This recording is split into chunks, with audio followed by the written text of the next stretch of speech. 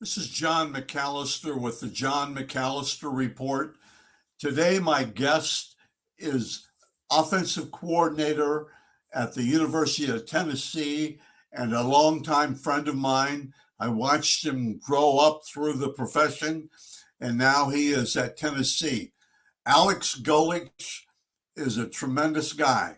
We talked about a lot of different things. We talked about different things, what he sees in players and things like that. And it was a good 20 minutes, good information. Even talked a little bit about the SEC and what that conference is all about. And he's definitely been there. He's been in the Big Ten. He's been out at Iowa State. He's been at the MAC and at Toledo, and well traveled. And the older he gets, he told me, the more wisdom he gains and the more he puts things in perspective. Really enjoyed talking with him. He is good. He remembers his old friends, and he works really, really hard. Tonight he was taking a 20-minute break from recruiting to talk to me, and I really appreciate it. So sit back and enjoy my conversation with Alex Golesh.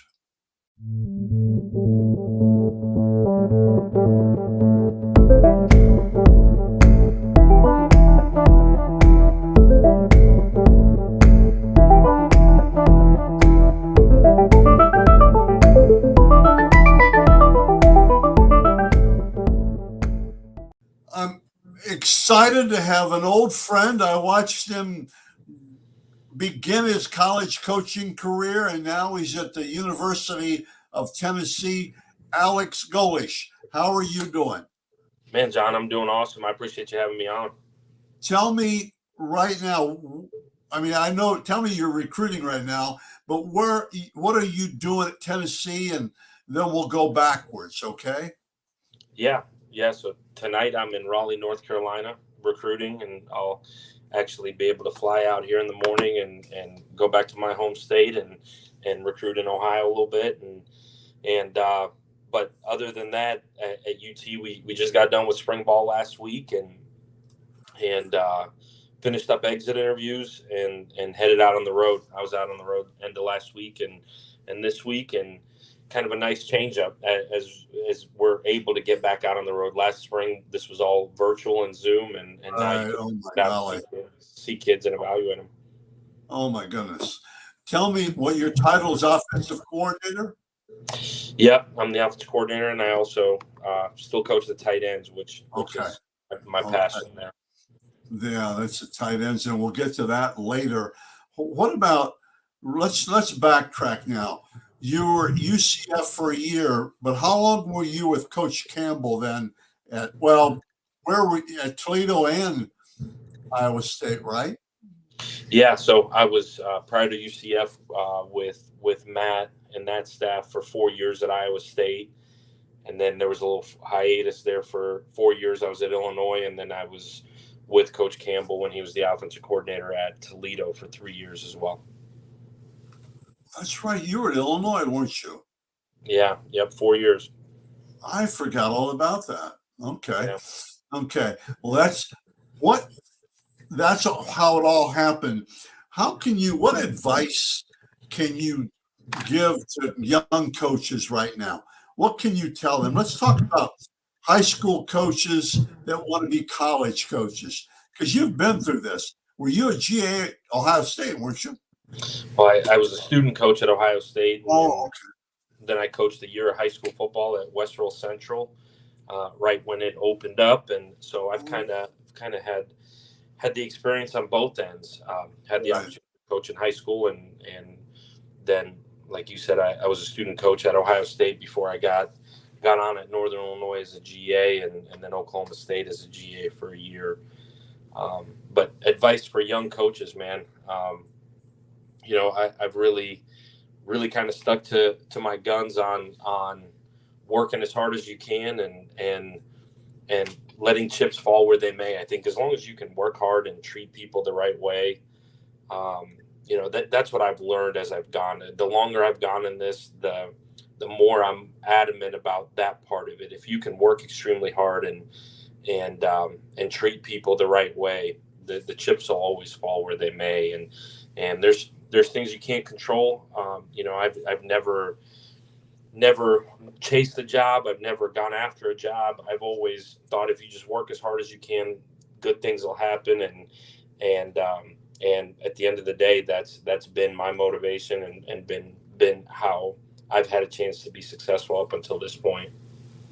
That's really good. Now tell me, Coach Tressel, we talked, well, he was on back a few months ago, and he said, I forget if it was on the air or off the air, he said, it's not, he tells young coaches, it's not so important where you work, it's where you work, who you work for. Would you agree to that? Some young guys, it's not where you, so much where you work, it's who you work for. Is that some truth to that or not? Yeah, I absolutely think that's 100% true. And I think at the same time as I've gotten older, I've really appreciated who I've worked for more, meaning that's been more important. My day to day of who I work for, and to be honest with you, who I work with now that I've had an opportunity to run an offense and be in charge of a room of guys. That room has become really, really important to me, But you've got absolutely, egos floating around there, I'm sure, and that's a little bit of ego anyway for people, for coaches and stuff. They've got to have a little bit, I would say. yeah. I think working for a guy like Coach Campbell, I think I learned you check your ego at the door, and I've really tried to associate myself with people that truly coach that way, live that way. I think there's got to be a sense of confidence in what we do, but I think the confidence comes from working as hard as we do, and knowing that you've done everything you can in both the football side and the recruiting side. But I would agree with you. Working for somebody right now has become more important than the place, and I've always felt that way. For young guys, for sure. I mean, for young guys, yeah. What about college coaches that are moving up, that are trying to get? I mean, I've known some guys that they take this job and they're already looking for the other job, next job, and eventually it catches up with them.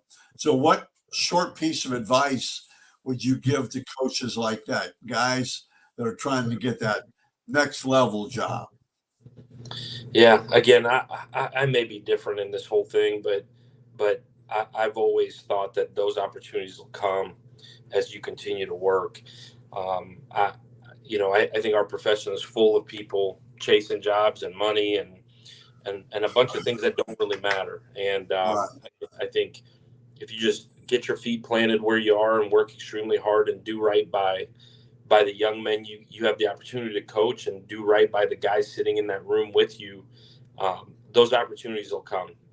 They have for me. They have for the good football coaches and good people that I've worked with. And I think when you start chasing jobs and money and things, I think that's where this profession gets really skewed. Let's talk about that real quickly. Tell me about the transfer portal. How is there a little bit good about it, but how is that going to affect the landscape? It already has, but how will it continue? Do you see, Alex, that'll affect the college football landscape? Yeah, I think in a lot of ways it's a really good thing. I think it gives guys that maybe got it wrong to start with, gives them an opportunity to make it right. Right. Um, I think it tests the ultimate culture of your locker room. If your culture is strong, and you do right by your kids and you're honest with your kids, I don't think you have to worry about your own place. On the flip of it, I think it gives you the ability to flip a roster quick. And I think when you come into a situation similar to ours, like we walked into at Tennessee, it allows you to flip your roster. It allows you to get your roster right a lot quicker. Right. So I think in both ways, it's a really good thing. Um, you know, I think coaches nowadays pick up and go, and there's a ton of examples of that all over the place. And if Right. coaches are allowed to, then kids should be allowed to. But at the same time, I think at certain levels of college football, coaches will tell you, man, it's killing our program. But I think at least where I'm at right now, it's a really big positive for us to be able to build our program and flip a roster really quickly. I think that's happening here. I can Midwest and Ohio, and a couple of the colleges here in Ohio, and then maybe a couple of colleges up north in Michigan. One college in Michigan for sure got healthy on the transfer portal last year. I mean, way up, and I think they've gotten healthy. But I also think kids need a second chance, and I think kids need to be happy. I mean, not happy. Not that sounds silly, but content or have fun, enjoying themselves and everything, and they get that next shot, and hopefully it works for them. And that's good. You mentioned one other thing, culture. Tell me, you hear these things, and I agree, different cultures, but how did you change the culture when you guys went into Tennessee? Can you or any culture? Why is culture important? Yeah, I think it's the ultimate representation of what your locker room is. The personalities, the young people that are in that locker room. I think again, as I've gotten older, I've wanted to be around really good people, really good young people, and the culture is what the expectation is from within the locker room, what the player driven leadership looks like.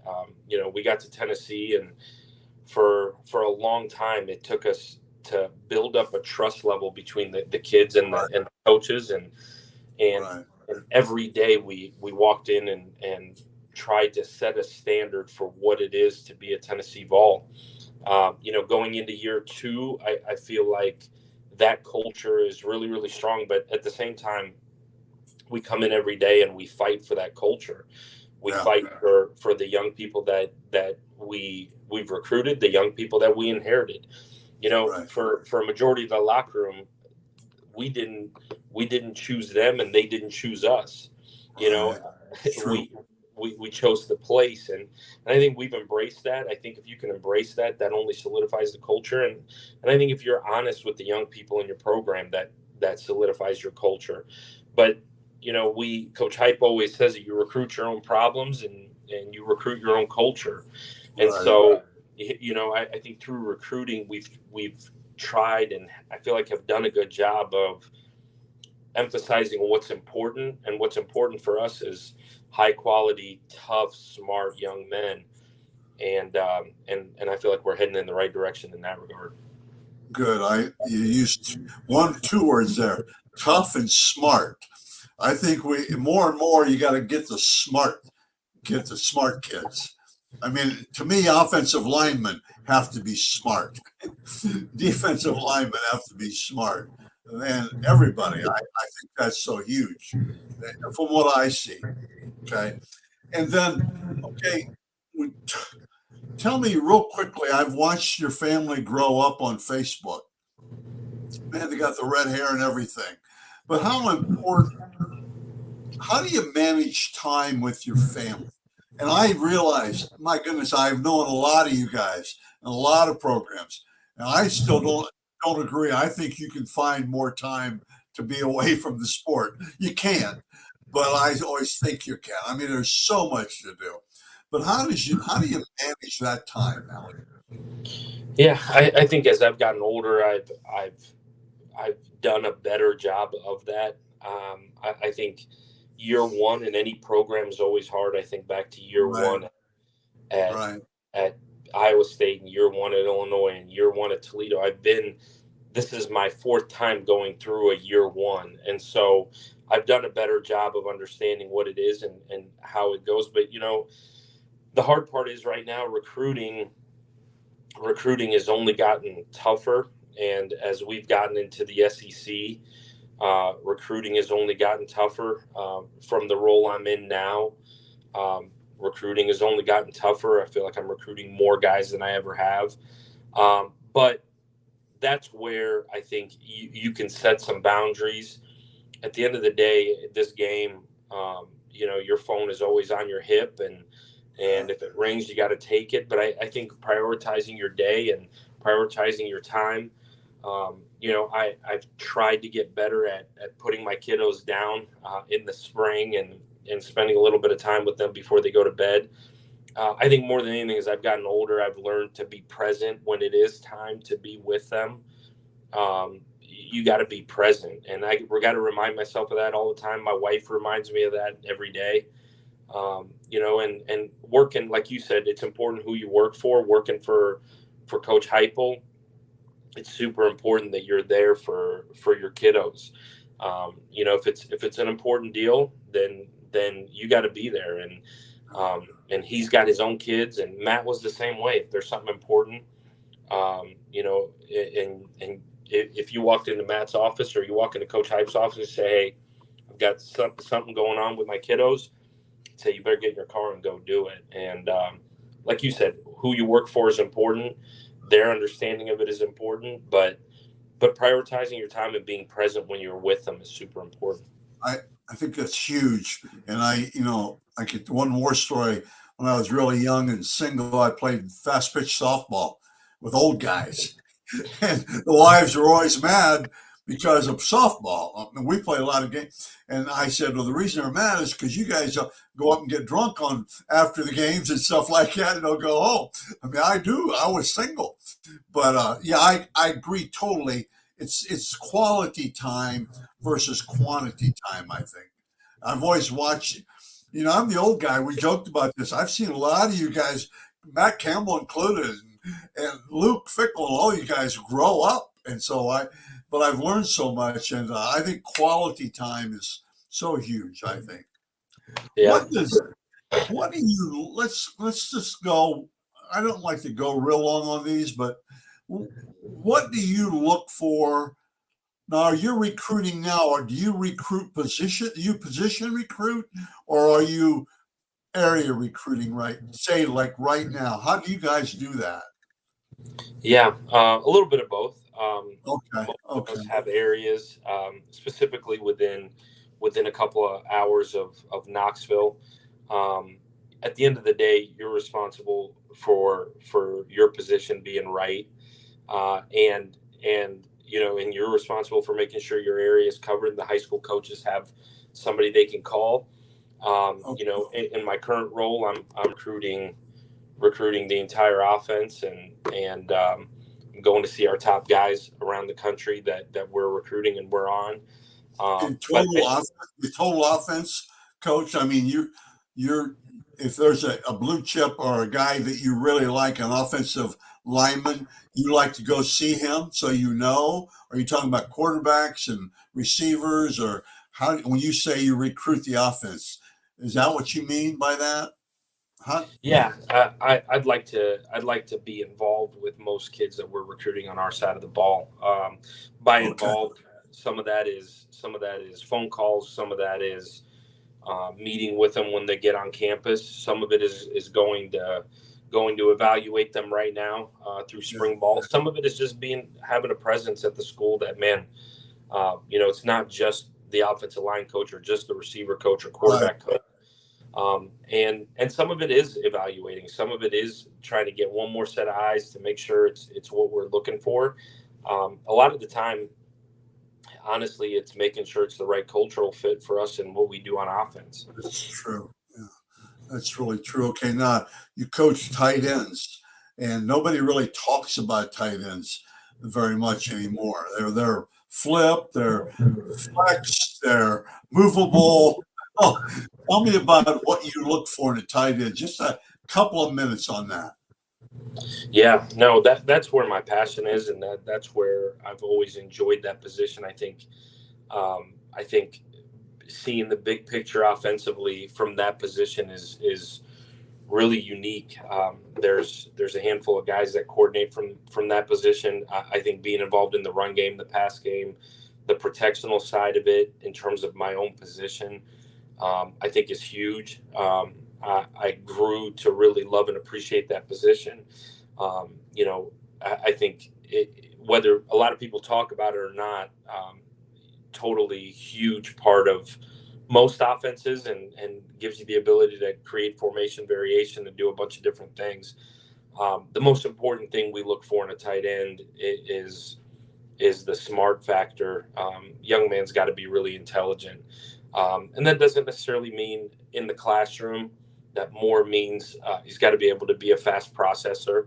Right. For us at Tennessee, we play extremely fast. We push the tempo in a lot of ways, and that guy's got to be able to adjust and line up and be able to execute really, really fast. But being a smart football player is really critical.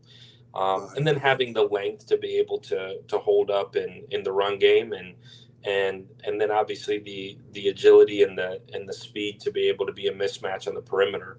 But a combination of all of those things, starting with being a really intelligent football player.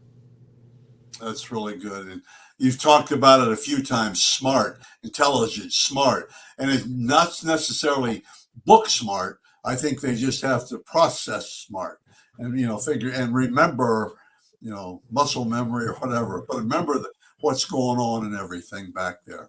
Okay, I would going to finish up here. I can't think of anything else to ask you for sure. But tell me about the SEC. Tell me what we know. We in the top half and Midwest SEC, everybody hates them. I don't, by the way, because I really enjoy watching SEC football. Huge, man, huge. But what makes that the conference that it is? I don't want Yeah, to necessarily say what makes it the best or the difference or any of that, but what makes it the conference that it is, the SEC? yeah. I think it starts with the tradition and pageantry of the majority of the schools in this league. There's so many schools that have had recent success dating back to the beginning of the conference, and I think that's where it starts. I think the resources that are poured into football, and you see it even in basketball now and in baseball, but the resources that are poured into, from the coaches to the facilities to the now NIL is such a big part of what's going on, but Right. the resources that are poured into it are on a different scale. From a positional standpoint, and I've been in it for a year, and we've not played every team in the league yet, but where you really see a huge difference is the D line. The defensive lines are on another level.